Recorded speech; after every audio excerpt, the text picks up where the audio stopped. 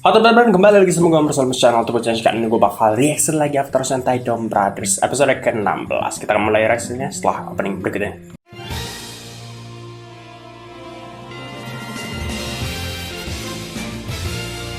Oke, di video kali ini kita nggak usah kebanyakan ngomong aja ya. Kita langsung reaction aja, soalnya gue juga lagi sariawan nih.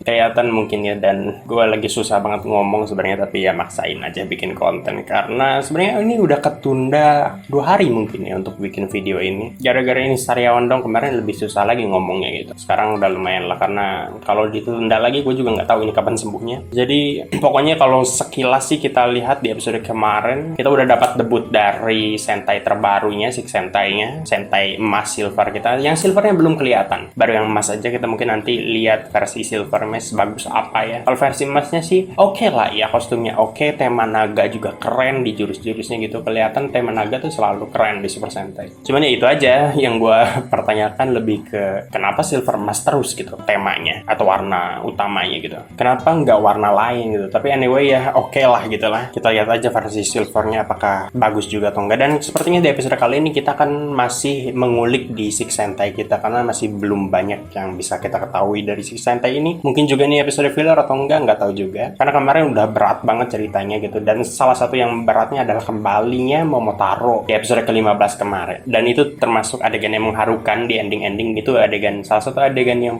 gue sukai juga di Dom Brothers ini. Selama Dom Brothers ini tayang ya, ada 2 adegan yang paling gue sukai, yaitu saat si Taro kembali kemarin ya, kemudian saat si Mas Yoshi waktu di episode 8 kalau nggak salah. Itu salah satu adegan yang bagus juga, yaitu ketika Mas Yoshi monolog sendiri di akhir itu loh. Itu salah satu yang adegan yang menurut gue tereksekusi dengan sempurna gitu. Ketika adegan-adegan yang bukan komedi tereksekusi dengan sempurna, apalagi adegan-adegan yang harusnya menimbulkan efek haru kepada penonton, menimbulkan efek heartwarming gitu ya, wah gitu, gitu. Ketika itu tereksekusi dengan sempurna, bagus banget gitu. Dan sejujurnya jarang kita dapetin adegan-adegan yang ibaratnya heartwarming gitu dan tereksekusi dengan sempurna di Super Sentai, itu jarang gitu. Jadi good job lah Dom Brothers, sudah ada 2 ya, yang gue hitungin sih udah ada 2, dan semoga aja tetap berlanjut, jangan cuman komedinya saja gitu. Dan sebenarnya di seri-seri lain pun ada juga, cuman kan jarang tetap kehitungnya gitu. Salah satu yang gue ingat mungkin di Ryu Soldier yang akhir-akhir ini, yang masih keinget banget, yaitu saat, bukan akhir-akhir juga sih, itu udah lama juga, tapi maksudnya dalam jangka waktu dari Ryu Soldier tuh berapa, 3 tahun ya mungkin ya, 3-4 tahun, 3 tahun mungkin ya. Tapi kenapa pun begitu, berarti selama 3 tahun yang masih gue ingat cuman di Ryu Soldier, berarti memang sejarang itu gitu adegan-adegan yang tereksekusi dengan sempurna dan menimbulkan efek haru gitu ke penonton gitu. Ketika adegan si Nada mati ya, meninggal gitu, itu harus diacungi jempol gitu penyampaiannya, karena waktu itu gue nonton nangis waktu itu pas si Nada meninggal gitu. Nggak tahu ya kalian, tapi menurut gue itu termasuk yang tereksekusi dengan sempurna. Sayang banget kalau ada adegan yang misalnya harusnya bikin sedih penonton tapi jadi kebuang sia-sia gitu gara-gara tidak tereksekusi dengan sempurna. Kalau di Dom Brothers belum ada yang sampai nangis sih gue, tapi rasanya feelingnya kayak dapet gitu di beberapa adegan kemarin ya,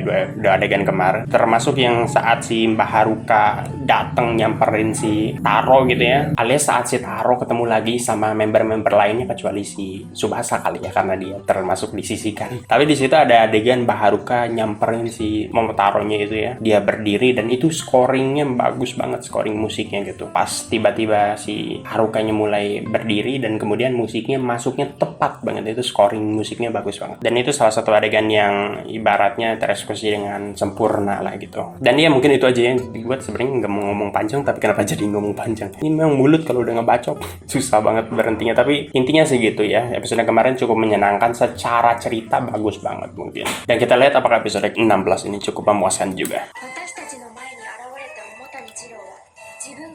Oke. Iya, dia katanya penerus dari Taro. Sebenarnya dia tahu dari mana kalau dia penerus dari si Taro? Nah, ini termasuk adegan yang bagus banget. Sebenarnya akan lebih bagus kalau ada adegan atau nantinya akan ada romansa di antara mereka gitu, tapi kayaknya terlalu berharap banyak kalau untuk Super Sentai yang notabene untuk anak-anak gitu ya.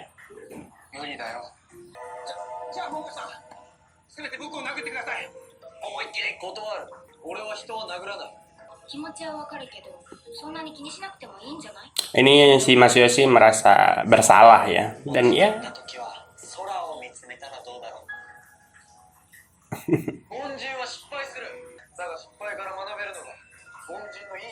Ya, betul. Sepertinya si Taro setelah mati dia jadi lebih baik ya ibaratnya. Jadi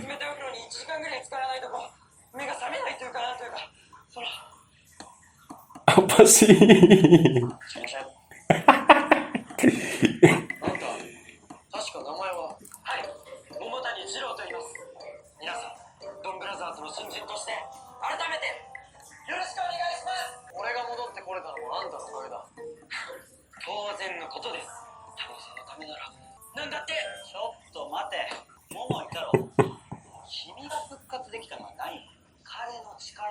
おー、嫌で嫌。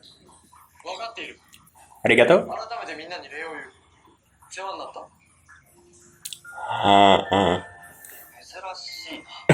Iya bener, aneh banget. Karena Taro tuh nggak pernah, tidak pernah menghargai orang-orang sekitarnya.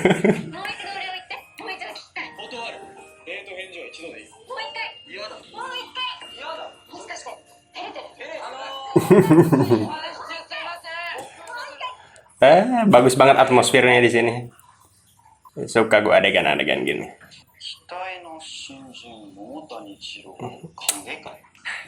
Ini ada yang star syndrome lagi. Ya ampun.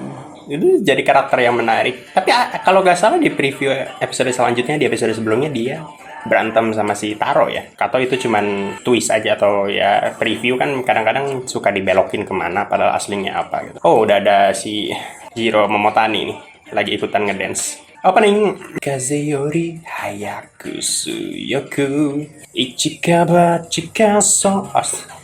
Kagak muat frame-nya ditaruh ke atas.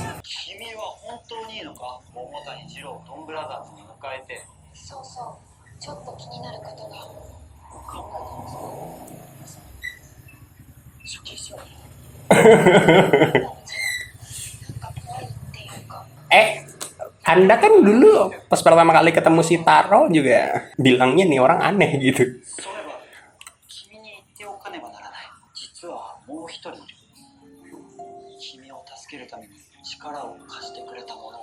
Sonoi?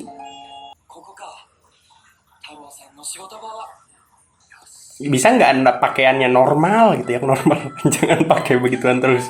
Oh, dia ikutan jadi apa ini? Pengantar paket ya. Ikutin kerjaannya si Taro. Ngidolain banget kayaknya.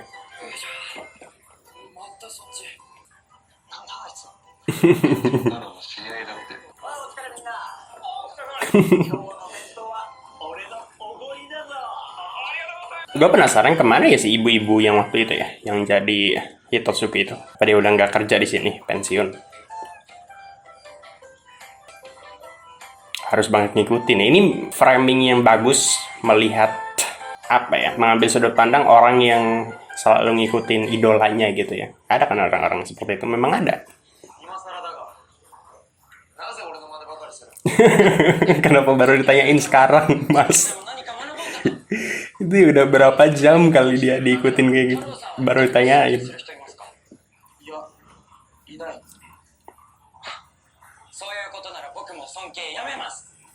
Bagus.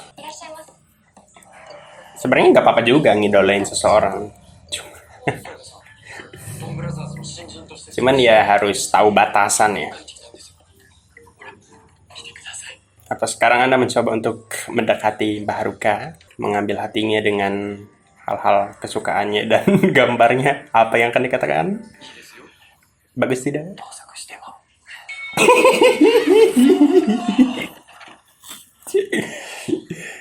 Anjir tuh orang.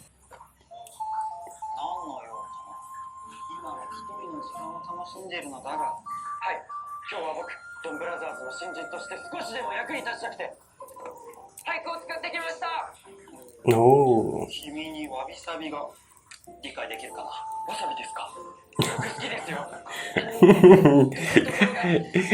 Kayaknya salah deh ya.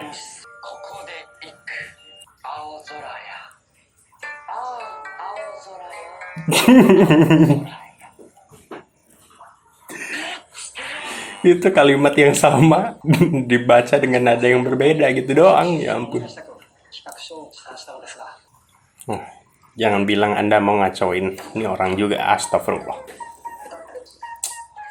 Ini kerjaan serius loh.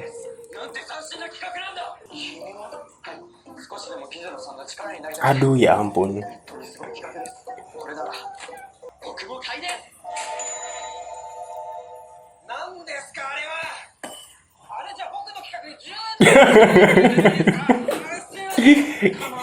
Oh gitu maksud dia ya.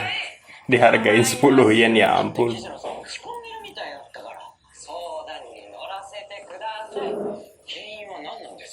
Alih-alih membantu orang lain, kenapa Anda tidak ngurusin diri sendiri gitu? Oh. Awas tar orang jadi Hitotsuki lagi. Gara-gara Mbak Miho kan kemarin jadi Hitotsuki. Sebenarnya ya kalau kita pikir-pikir. Oh, sekarang kita lihat Hitotsuki berikutnya kayaknya streamer. Reza Arab. Kenapa Reza Arab? Winda Basudara. Streamer tuh memang kasihan sekali, maksudnya nggak kasihan sih, maksudnya lebih ke secara mental juga kadang-kadang terlalu dibebankan oleh para penonton. Walaupun gue nggak ngerti ya komen-komennya apa ngomong apa ya, karena itu bahasa Jepang, tapi kayaknya itu mungkin antara tuntutan dari para penontonnya pengen apa. Kan suka ya ada penonton-penonton yang request mulu, terus juga ada streamer yang fans-fansnya ngehujat gitu, kalau salah dikit ngehujat gitu, mungkin bisa aja gitu. Dan itu mungkin seru mengambil sudut pandang problematika ibaratnya pekerjaan masa kini ya. Kalau ini Super Sentai tahun 90-an, kenapa dikasih makan begituan mau? Kalau tahun 90-an sih nggak mungkin ada streamer ya. Jadi ini termasuk problematika yang masa sekarang banget lah yang diambil.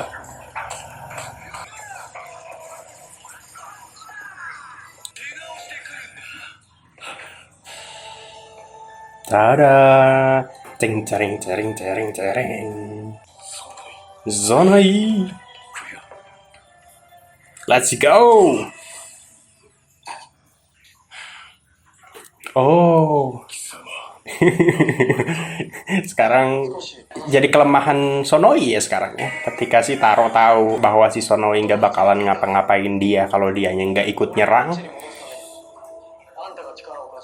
itu jadi kelemahan buat si Sonoi juga gitu. Lu tinggal kalau si Sonoi mau nyerang atau mau ngehajar lu gitu, lu tinggal nggak ngelawan balik gitu, atau ya udah kayak dia aja unmorph gitu, udah jadi manusia biasa gitu. Ntar si Sonoi bakal kayak ngehentiin serangannya juga kayak tadi gitu, dan itu jadi kelemahan si Sonoi gitu. Jadi dua-duanya udah saling memegang kelemahan satu sama lain sebenarnya. Walaupun kita belum tahu ya si Momotaro ini masih sering jujur banget atau enggak ya. Dilihat ketika dia udah kembali ini banyak yang berubah dari diri dia, termasuk ketika dia udah mulai bisa ibaratnya berterima kasih pada teman-temannya, terus juga mungkin bisa lebih menghargai teman-temannya anggota yang lainnya, atau juga mungkin bisa memuji juga teman-teman yang lain gitu, anggota-anggota dia gitu ibaratnya. Dan kita masih belum tahu, dia kan nggak pernah dihadapkan, setelah kembalinya dia belum pernah dihadapkan dengan apakah dia bisa jujur atau enggak gitu, mungkin apakah bisa berubah atau enggak gitu ya. Tapi kalau ternyata dia masih jujur-jujur aja, mungkin itu nggak bakalan dimanfaatin lagi oleh si Sonoi, tapi itu bisa dimanfaatin sama penjahat yang lain ibaratnya, oleh si anggota Noto yang lain, atau mungkin anggota Juto bisa. Nah, mungkin nanti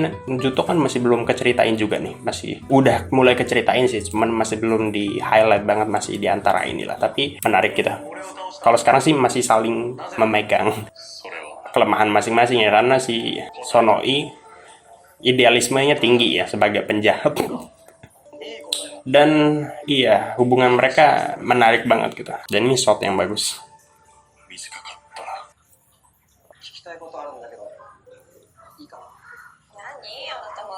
Mau ngomongin apa nih?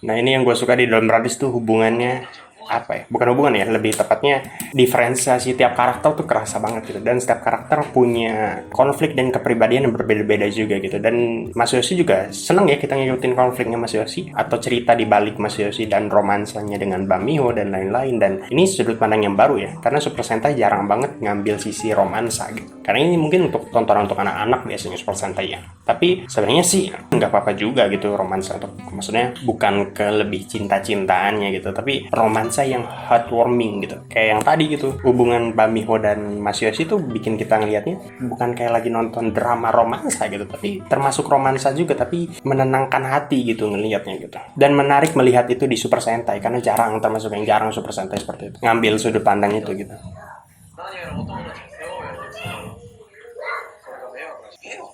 Iya. Apalah arti sebuah niat kalau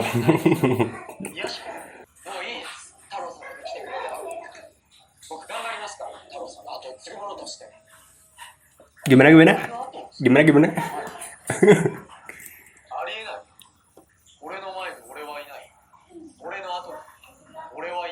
Waduh, menarik dan agak sedikit sombong.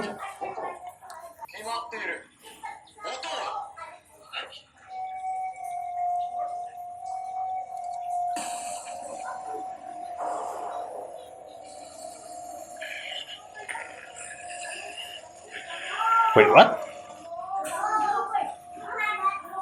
Semacam punya dua kepribadian. Menarik banget.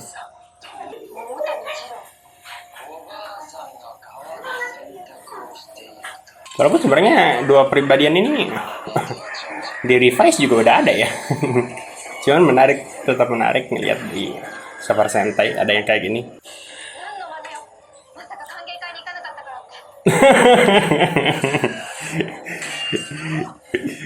Nggak sampai melayangin tombak juga sih marahnya.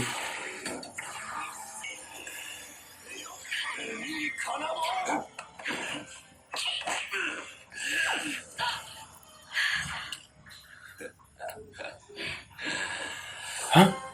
Lu bisa ngelakuin itu? Gila, powerful banget ini orang. Untung dia nggak di pihak seberang ya, maksudnya walaupun agak-agak aneh kayak gini, kalau dia di pihak yang jahat sih, powerful banget nih orang. Walaupun ini jadi permasalahan lain kali ya, kalau dia punya kalau dia punya dua kepribadian kayak gini, membesarkan Taro seperti anaknya sendiri.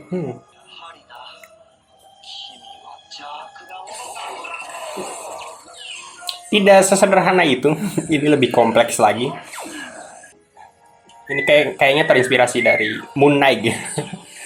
Gue habis nonton Moon Knight, nonton ini jadi feel-nya agak ke bawah-bawah gitu. Kalau ada yang nonton Moon Knight-nya, Marvel MCU.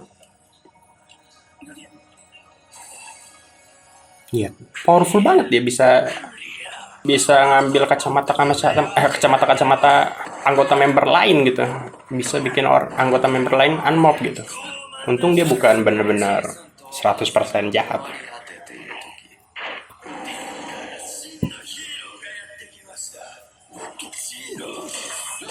Walaupun belum terkonfirmasi ya apakah benar-benar dua kepribadian atau enggak. Kayaknya sih itu ya.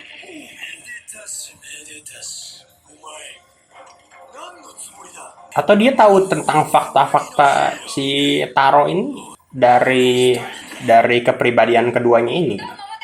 Makanya dia kayak tiba-tiba, oh gue harus ngegantiin orang ini gitu. Wait, what? Oh jadi anggota lain kalau punya kacamata anggota lain, dia bisa berubah sebebasnya gitu. Jadi bukan nggak identikal ya. Apa maksudnya? Perubahan ini bergantung pada morphernya berarti.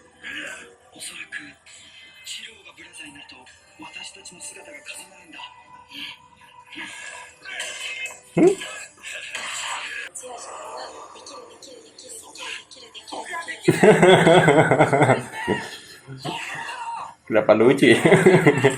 Kiru.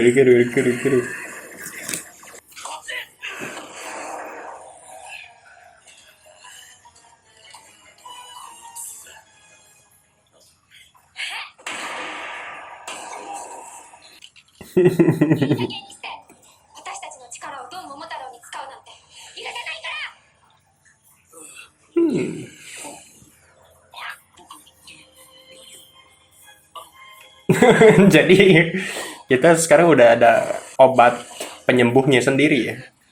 Ditampol. Udah ketemu nih obat penyembuhnya. Maksudnya baru juga awal-awal dia punya kepribadian ganda, udah langsung ketemu obat penyembuhnya. Ya tampolan baru kak. Berarti nantinya tinggal ditampol lagi aja.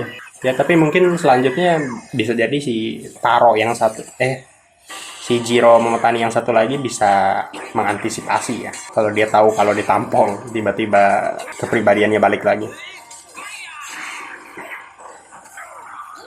Nah ini bisa dua ya. Apakah dia punya dua kepribadian ini adalah sesuatu yang mistis alias ada sosok lain yang ngedatengin dia?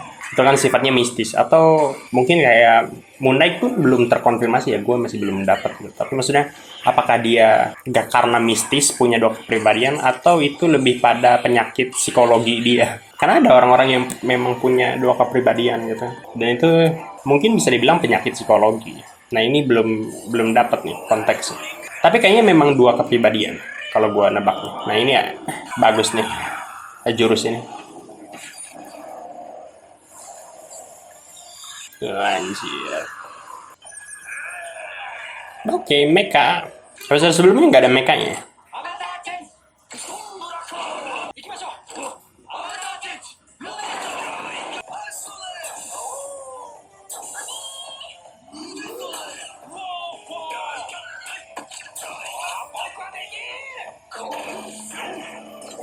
Karena mungkin ini pakai klip yang sama ya. Jadi setiap berubah mereka mekanya kayak ngomong gitu. Dan kalau di awal-awal sih masuk ya maksudnya. Ketika ngomong-ngomong itu jadi lucu banget gitu. Kayak si Mas Yoshi yang ngomong, kok gue cuman bagian ini doang gitu. Cuman jadi semacam aksesoris doang gitu. Itu lucu pas adegan yang pertama kali mereka gabung gitu. Tapi pas kayak gini, ketika klip itu dipakai lagi dan harus terpaksa ngomong lagi, cuman dikasih tambahan ngomong-ngomong singkat doang. Kayak tadi ya. Kalau ini sih udah tambahan lagi ya, bukan. Maksudnya tadi klip pas lagi gabung-gabung satu sama lainnya itu. Itu kan sebenarnya kalau nggak salah klipnya masih sama kan, footage yang sama kayak yang pertama kali ngegabung. Kalau mereka mau adegan ketika bergabung tanpa ada ngomong-ngomong para anggotanya gitu, para Dawn Brothers nih, berarti mereka harus bikin footage baru ibaratnya, klip baru. Oh udah ya, sebentar doang ya ngelawannya. Kayaknya tuh orang, oh Zyuranger.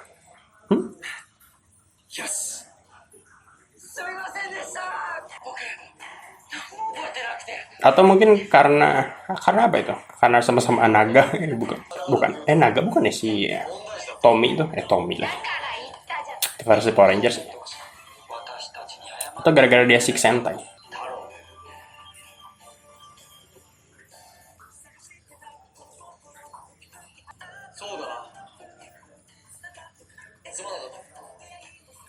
Tadi bagus tuh yang shot tadi. Di belakangnya ada si Master yang lagi nggak ngeliatin. Tapi sebenarnya kita tahu dia ngedengerin gitu. Tuh, si Master yang ngomong itu si Kaito.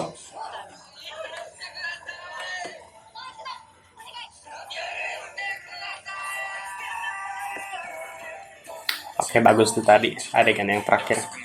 Selanjutnya ini monolog dari Mas Subasa ya. Astagfirullah, kenapa itu? Ya gue nggak mau ngomentarin itulah.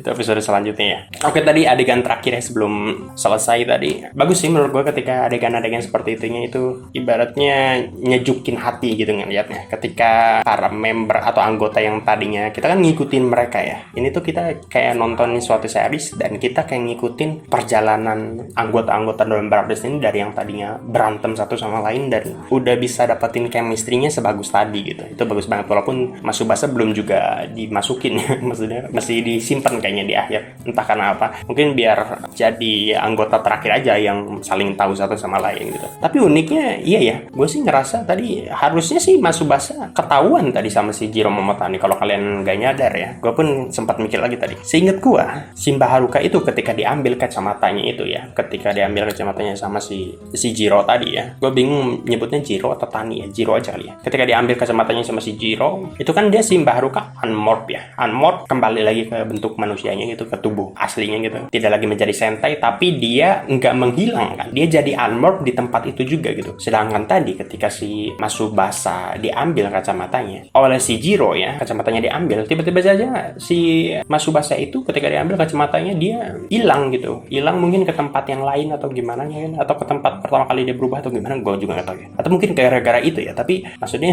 kenapa dibedain gitu ketika si Baharuka diambil kacamatanya ya unmorph di tempat itu. Kalau si Masubasa diambil kacamatanya dia unmorph tapi hilang gitu.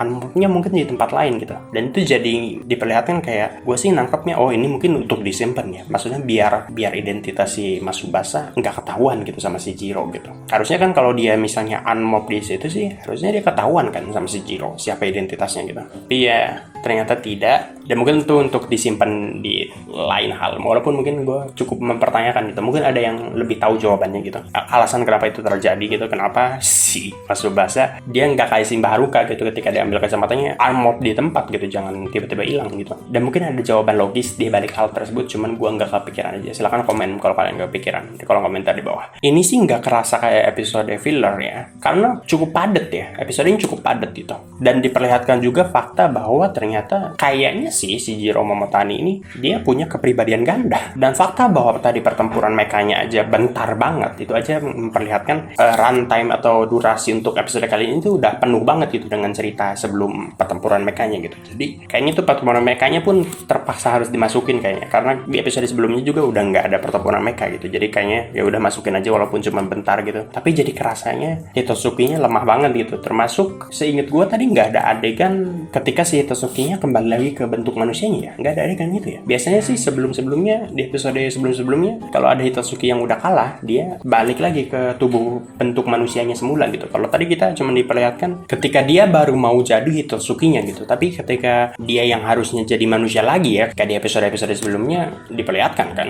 Ketika para Hitotsuki balik lagi ke manusianya diperlihatkan, tapi ini nggak diperlihatkan gitu. Itu menandakan bahwa memang mungkin runtime atau durasi untuk episode kali ini udah penuh banget gitu. Itu menjadi fakta juga bahwa bobot ceritanya untuk episode kali ini cukup padat gitu. Jadi ini mungkin bukan episode filler juga sih. Tapi uniknya tawanya gue lebih cukup meledak di episode kali ini. Itu memperlihatkan bahwa memang si director tahu gitu ya, saat atau waktu dimana mereka jangan dulu banyak komedinya, dan waktu dimana ketika ada cerita-cerita yang boleh lah ditambahin komedi-komedi gitu. Kayak yang ini menurut gue ini nggak terlalu, bukan cerita yang perlu suasana yang serius banget gitu, sehingga nggak perlu ada komedi atau jangan sampai ada komedi gitu. Kalau di episode sebelumnya kan ada adegan-adegan termasuk yang akhir ya, yang dimana kalau ditambahin komedi, gue kesel banget gitu. Jangan ada komedi di situ. Tapi kalau di sini memang ada adegan-adegan serius. Ini termasuk ada yang adegan-adegan serius juga, tapi tetap ketika diselingi komedi tetap masuk gitu. Berarti ini tipe episode yang walaupun dia ada ibaratnya bobot berat di ceritanya, tapi masih bisa ditambahin komedi-komedinya. Dan itu sensitivitas si directornya untuk mengetahui hal tersebut berarti bagus gitu. Artinya dia tahu saatnya ngerem komedi atau saatnya ditambahin komedi, dia tahu gitu. Dan ini termasuk, kalau nggak salah tadi awal ledakannya gue nontonnya pas nonton lebih banyak di sini dibanding di episode sebelumnya. Jadi ini bagus. Termasuk kalaupun nanti, jadi kalau menurut gue ini udah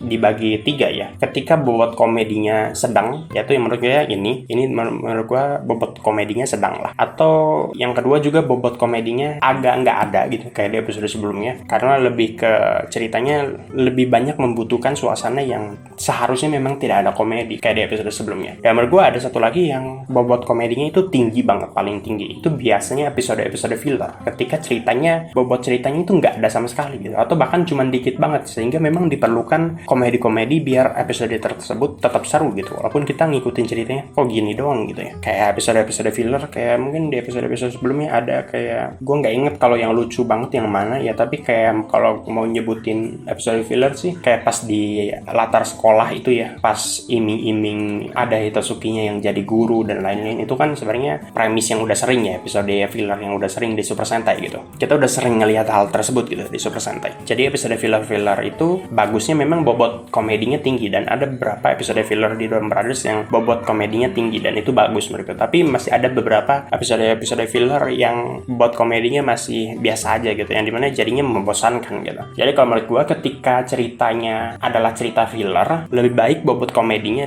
dipenuhin gitu. Kayak di episode apa gitu, berapa gitu ya. Ada ketika episodenya filler banget dan ada bobot komedinya tinggi, itu jadi bagus banget gitu. Artinya kita ngikutinnya seru gitu. Karena tidak mungkin kita mau berharap setiap episode kayak gini gitu, yang dimana ada bobot cerita yang cukup tinggi juga gitu. Itu nggak bisa kita berharap seperti itu terus, dimana setiap episodenya bobot ceritanya atau development ceritanya bagus terus gitu. Artinya naik setingkat terus gitu. Artinya ada yang di reveal terus gitu. Nggak bisa. Kenapa? Karena bisa sih, tapi mungkin itu jadi sangat sulit sekali. Tapi menurut gue sih salah satu kendala utamanya adalah karena Super Sentai ini episodenya 50-an gitu. Ibaratnya kurang lebih 50 gitu. Itu aja udah bikin pusing gitu. Ini adalah series yang panjang, jadi kalau misalnya mau tiba-tiba setiap episodenya punya bobot cerita yang tinggi, pasti itu bikin pusing banget buat si direkturnya gitu. Harus ada episode-episode filler yang buat nambah-nambahin aja gitu loh. Karena 50 episode itu menurut gue sih memang kebanyakan juga sih. Karena ngikutin setahun penuh kan. Kalau Super Sentai dan Kamen Rider kan setahun penuh terus ya. Beda dengan Ultraman. Kalau Ultraman kadang-kadang kayak Ultraman Z itu termasuk yang bagus gitu, dan bobot ceritanya penuh tiap episodenya gitu. Karena mungkin itu dipengaruhi juga karena series Ultraman tuh rata-rata paling episodenya cuma 25 gitu. Jadi itu 2 kali lebih dikit dibandingkan Super Sentai gitu. Ibaratnya setengah dari series Super Sentai gitu. Itu kan berarti bobot ceritanya harus penuh banget gitu kalau mau nyampain ibaratnya cerita yang sama gitu. Jadi tentunya kalau Super Sentai memang harus ada filler-fillernya, dan ketika ada filler itu harusnya memang bobot komedinya dipenuhin banget biar kita nontonnya tetap seru. Tapi ini termasuk yang bobot komedinya sedang, alias bobot ceritanya masih ada, kemudian komedi-komedinya lebih penuh dibanding yang kemarin, yang memang menurut gue kemarin juga nggak harus banyak komedinya sih, karena kemarin cukup penuh gitu bobot ceritanya. Ini sedang bobot ceritanya dan bobot komedinya juga harus sedang juga. Itu aja mungkin untuk episode kali ini. Ini jadi panjang banget ya, padahal gue di awal udah ngomong gue lagi sariawan, tapi ternyata lama-lama nyaman juga ngomong kayak gini. Jadi oke lah gitu. Kalau kalian punya pendapat lain tentang episode kali ini, atau mungkin kalian mau nambahin fakta tentang episode kali ini, atau mau ngasih tahu gue mungkin detail-detail yang kelewat di episode kali ini, atau pendapat kalian tentang episode kali ini seperti apa, bagus atau enggak, silahkan komen aja di kolom komentar di bawah. Like juga video ini, share juga ke teman-teman kalian penyuka tokusatsu terutama Super Sentai, dan juga subscribe channel ini. Follow juga Instagram gue di amar_salimes. Kita jumpa lagi di video-video berikutnya. Bye bye.